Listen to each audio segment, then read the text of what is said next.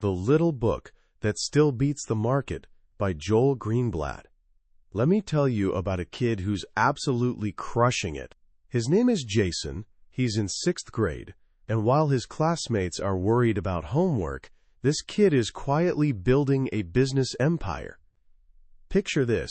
Every morning, Jason rolls up to school on his scooter, probably with a bit of syrup still stuck to his cheek from breakfast. But here's where it gets interesting. This unassuming 11-year-old has figured out something most adults never will. He's discovered the beautiful simplicity of profitable business. His operation? Brilliantly straightforward. Jason buys gum at 25 cents a pack. Each pack has 5 sticks. But here's his genius move. Once he gets to school, he sells individual sticks for $0.25 each. Do the math with me here. He's turning 25 cents into $1.25. That's a full $1 of profit on every single pack. Moving 4 or 5 packs a day. This kid is making more than some teenagers with actual jobs. Now here's where it gets fun. Imagine Jason approaches you with a proposal. Give me some money, and I'll share half my profits with you until I graduate high school. What would you pay for that deal? $1,000? Maybe $500? What about just $1? Obviously, you'd pay $1, right? The sweet spot is somewhere in between, and figuring that out is literally the most important skill in investing. It's what separates the gamblers from the wealth builders. Today, we're diving into a book that cracks this code so elegantly, it feels almost too simple to be true. It's called The Little Book That Still Beats the Market by Joel Greenblatt, and this isn't your typical finance textbook that puts you to sleep by page 3. This is one of Wall Street's most successful investors, writing in such clear, simple language that he originally created it for his own kids. He wanted to give them something priceless, a roadmap to financial independence. And here's where it gets wild. Greenblatt claims he's discovered what he calls a magic formula, a simple, step-by-step system that anyone can follow to consistently beat the market and outperform the pros, with less risk. In his 17-year test period, this formula turned $11,000 into over $1 million. I know what you're thinking. If it's that easy, wouldn't everyone be rich? Well, that's exactly the beautiful paradox we're about to unpack. By the time we're done here, you won't just understand the formula. You'll understand the deeper wisdom of why it works, and more importantly, you'll discover the one psychological barrier that stops most people from ever benefiting from it, leaving the door wide open for those smart enough to walk through. This isn't just about stocks and spreadsheets. This is about human nature, patience, and seeing money in a completely different way. So let's start with the basics. Where should you put your money if you actually want it to grow? You could stuff it under your mattress, but that's basically financial self-sabotage. Inflation quietly eats away at cash like termites in your walls. What buys you lunch today might not even cover coffee in 10 years. Your money is literally shrinking while you sleep. The bank is better. They'll pay you some interest, maybe 5% annually. Park $1,000 there, and in 5 years you're looking at around $1,276. Not exciting, but definitely better than the mattress scenario. Or there's government bonds, which is basically you lending money to Uncle Sam. This is considered the safest bet on the planet. You hand over your cash for, say, 10 years, and they pay you back with interest, maybe 6% annually. This is what investors call the risk-free rate. It's your baseline. Any other investment has to promise something better than 6%, because otherwise, why bother with the risk? If Jason wants your investment in his gum empire, he better be offering returns that make that 6% look boring. But let's be real, lending money to the government is about as thrilling as watching paint dry. There's another option though, one that opens the door to much bigger rewards. You can become an owner. You can buy a piece of an actual business. That's what the stock market really is. It's not some mystical casino with random numbers flying around. It's a marketplace where you can purchase tiny slices, called shares, of real companies.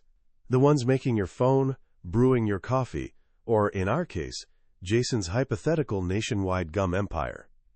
Let's fast forward and imagine Jason's operation has grown up. He's now running a chain called Jason's Gum Shops. Last year, after all expenses, rent, salaries, and taxes, the business cleared $1.2 million in profit.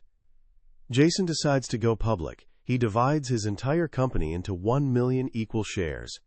Since the business earned $1.2 million, each share is entitled to $1.20 of those profits. He's selling shares at $12 each. Question: is this a good deal? You're paying $12 for something that earned $1.20 last year. To figure this out, we calculate what's called the earnings yield. You just divide those earnings, $1.20, by the price $12. That gives you 10%. Now we can compare. Government bonds pay 6%.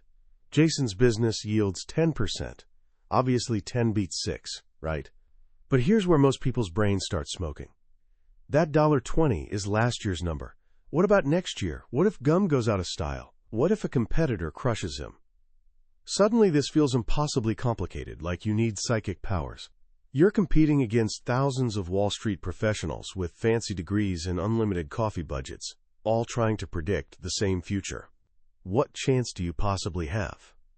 This is where most people give up. But this is also where Joel Greenblatt hands us an incredibly powerful tool. He introduces us to a character from investing legend Benjamin Graham. Meet your new business partner. His name is Mr. Market. And Mr. Market is, to put it kindly, emotionally unstable. He's got serious mood swings. Every single day, he shows up offering to either buy your shares or sell you his, and he names a price. Here's the beautiful part. You never have to deal with him if you don't want to. Some days, Mr. Market is absolutely euphoric. He's convinced the future is glorious and offers you ridiculously high prices for your shares, way more than they're actually worth. On those days, maybe you sell to him. Other days, he's completely depressed. He thinks the world is ending and offers to sell you his shares dirt cheap, for way less than they're worth. On those days, you should probably take advantage of his panic and buy. Most days, though, his price is neither crazy high nor stupidly low. On those days, you just ignore him and go about your life. This is the stock market. Every day, you see prices flashing for companies like Apple, Ford, or Jason's Gum Shops. Last year, General Motors stock might have traded as low as $30 and as high as $68. Did GM really double in value and then lose half in the same 12 months? Of course not. That was just Mr. Market having his episodes. Those prices on your screen aren't the true value of businesses. They're simply what Mr. Market is offering on that particular day, in that particular mood. Your job isn't to predict his emotions. Your job is to know roughly what a business is actually worth. Then wait patiently for him to offer you something ridiculous. This idea of buying something for way less than it's worth is called investing with a margin of safety. It's your insurance policy against being wrong. If you think something's worth $10 a share and you buy it at $6, you've got a huge cushion. Even if you were a bit optimistic and it's only worth $8, you still win. This all sounds great in theory, but we're back to square one. How do we figure out what a business is actually worth without becoming accounting wizards? This is where Greenblatt drops his bombshell. This is the magic formula. He realized you don't need to be a genius. You just need to focus on two things, and only two things, both remarkably simple. First, buy businesses at bargain prices. We talked about earnings yield already. Higher is better. It means you're getting more profit for your money. It's like choosing between two rental properties that cost the same, but one generates $30,000 a year and the other generates $10,000. Which would you pick? Exactly. You want businesses earning more relative to what you're paying, not less. Second, buy good businesses. But what makes a business good? Is it their products? Their leadership? Those are hard to measure. Greenblatt found a beautifully simple number to measure business quality: return on capital. Don't let the fancy terms scare you. The concept is dead simple. Return on capital asks, for every dollar this company invests in building its business, like opening stores or buying equipment, How much profit does it generate each year? Back to Jason. Say it costs him $400,000 to open one gum store. Last year, that store made $200,000 in profit. That's a 50% return on capital. That's absolutely insane in a good way. Think about where else you could invest money and reliably get 50% returns year after year. Almost nowhere. Now imagine Jason's friend Jimbo runs a chain called Just Broccoli. His stores also cost $400,000 to open, but they only make $10,000 in profit. That's a measly 2.5% return on capital. Which business would you rather own? Jason's 50% return or Jimbo's 2.5%? No contest, right? You want businesses that earn high returns on their investments. Why does this matter so much? Because a company with high returns on capital has some kind of special advantage. Some secret weapon. Maybe it's a powerful brand like Coca-Cola that lets them charge premium prices. Maybe it's unique technology or a brilliant business model. Whatever it is, that advantage protects their profits from competition. A business like Just Broccoli, with its low returns, has no real advantage. Anyone can open a broccoli store. Competition keeps profits forever low. Even better, companies earning high returns on capital have this magical compounding effect. When Jason's Gum Shops makes a profit, what can he do with that money? He could invest it in government bonds at 6%. Or he could open another gum store and earn 50%. This is how companies grow their earnings at incredible rates. It's a money-making machine that feeds itself. And that's the entire magic formula. Seriously, that's it. 2 simple steps. 1. Find companies with high return on capital, the good businesses. 2. Find companies with high earnings yield, the bargain prices. The formula systematically finds above-average companies trading at below-average prices. It's a disciplined way to exploit Mr. Market's mood swings. It finds wonderful businesses that, for whatever reason, he's decided to put on sale. So does this almost embarrassingly simple idea actually work? Greenblatt went back and tested it. He analyzed data from the largest 500 companies on the U.S. stock market over 17 years. Each year, he bought about 30 stocks that ranked highest on the magic formula, held them for a year, sold them, and repeated with the new top-ranked stocks. The results weren't just good, they were absolutely bonkers. Over those 17 years, the overall market averaged about 12.3% annually. If you'd put $11,000 in a typical index fund tracking the market, you'd have ended up with around $79,000. Not bad at all. But the magic formula portfolio? It returned approximately 30.8% per year. That same $11,000 would have exploded into well over $1 million. He more than doubled the market's return while taking on less risk. Looking at any 3-year period during those 17 years, the magic formula never lost money. The regular market, on the other hand, had periods where it lost nearly half its value. Greenblatt tested different groups too. He looked at just the largest 1,000 companies, the blue-chip stocks that even giant mutual funds buy. Even there, the formula nearly doubled the market's return. It seemed to work everywhere. Then he did something even more revealing. He divided all 500 companies into 10 groups, ranked from best to worst by the formula. Group 1 had the stocks the formula loved most. Group 10 had the ones it hated, the terrible businesses at expensive prices. The results were perfect. Group 1 performed best. Group 2 did slightly worse. Group 3 a bit worse than that, all the way down to Group 10, which had terrible returns. The formula wasn't just getting lucky. It seemed to have genuine predictive power about how groups of stocks would perform. This brings us to the most important question. It should be burning in your mind right now. If this formula is so powerful, and now it's published for everyone to see, why would it keep working? Won't everyone start using it and make all the bargains disappear? And here's the most profound lesson in the entire book. Here's the secret behind the secret. The reason the magic formula will probably keep working is that it doesn't always work. In fact, there are long, painful stretches where it fails miserably. On average, in 5 months out of every year, the magic formula underperforms the market, sometimes for a full year, sometimes for 2 years straight. Greenblatt's study found periods where it underperformed for 3 consecutive years. Now, imagine yourself in that situation. You've put your hard-earned money into a system you read about in a book. For 2.5 years, you've watched your friends who bought the hot stocks get rich, while your portfolio has gone nowhere or even down.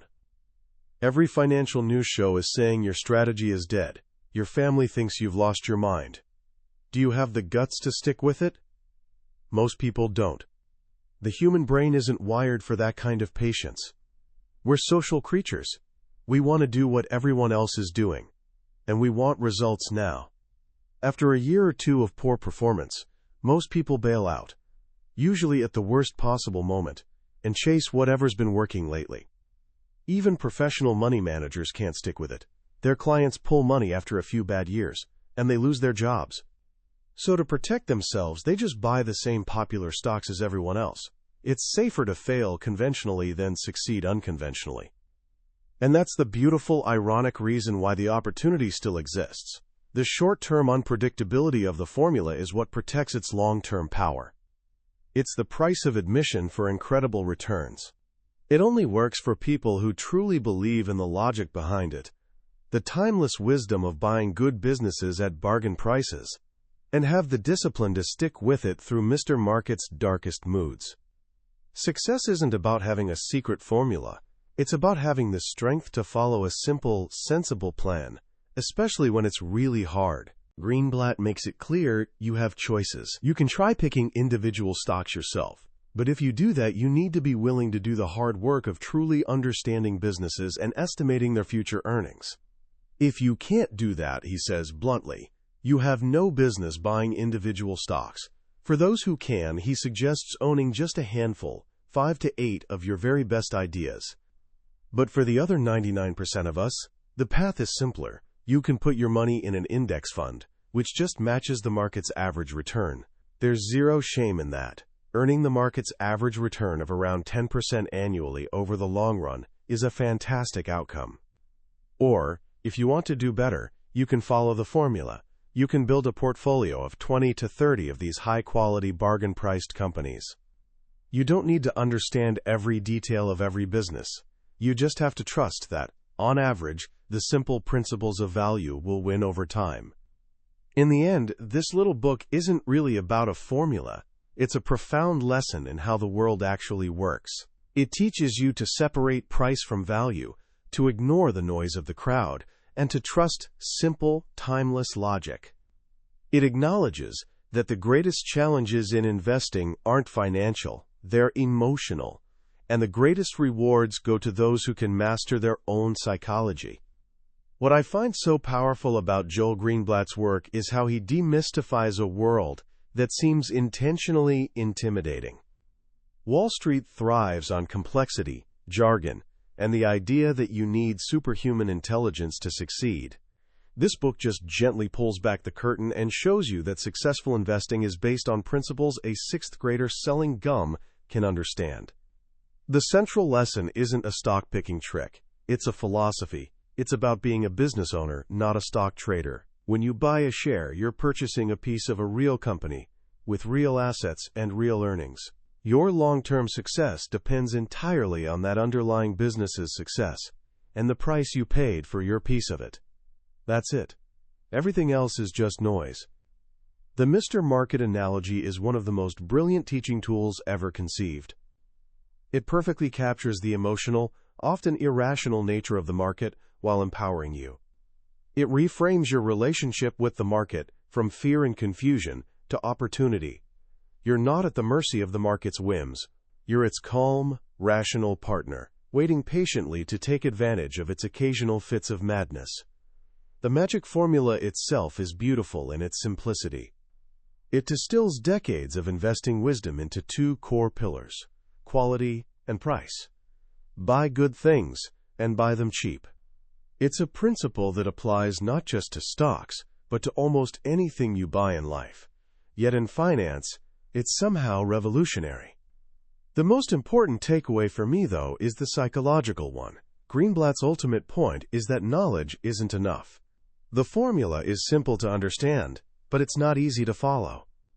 Its biggest strength, that it works over the long term, is also its biggest challenge, because it requires a level of patience and emotional strength that's incredibly rare. So how can you start applying this wisdom today? Here are a few simple actions. First, change your perspective. Next time you see a stock price flashing on a screen, don't see it as just a number. See it as Mr. Market's offer for a piece of a real business. Ask yourself, is he feeling euphoric today or terrified? This simple mental shift is the first step toward becoming a true investor. Second, embrace a long-term horizon. Greenblatt suggests a minimum of 3 to 5 years. This isn't a get-rich-quick scheme, it's a get-rich-patiently plan. Deciding up front that you won't judge your results based on the next quarter or even the next year is liberating. It frees you from the daily anxiety that plagues most market participants. And third, if this approach resonates with you, you can actually see it in action. Greenblatt created a website, magicformulainvesting.com, where he provides a list of top-ranked stocks based on the formula, for free. You don't even have to invest. Just go look. See what kinds of companies the formula picks. It's a fascinating and practical way to make these concepts feel real. That was the book summary of The Little Book That Still Beats the Market by Joel Greenblatt. We've covered the big ideas today: Jason's story, the wisdom of Mr. Market, and the simple power of the magic formula. But a summary, no matter how detailed, is like looking at a photograph of a great meal. You can see what's in it, but you can't taste it. The real magic happens when you sit down with the book yourself. It's in the way Greenblatt's clear, fatherly voice guides you through these concepts, making you feel not just smarter, but wiser. If anything we've talked about today sparked something in you, I encourage you to grab a copy. Reading it isn't just about learning an investment strategy. It's about building a foundation of financial wisdom that can serve you for the rest of your life. A link to the book is in the description below. Also, if you found this summary valuable and want to continue exploring ideas from the world's most powerful books, please hit that like button and subscribe to the channel. It tells us we're on the right track, and it ensures you won't miss our next journey into another life-changing book from the billionaire's bookshelf. Let's keep growing together.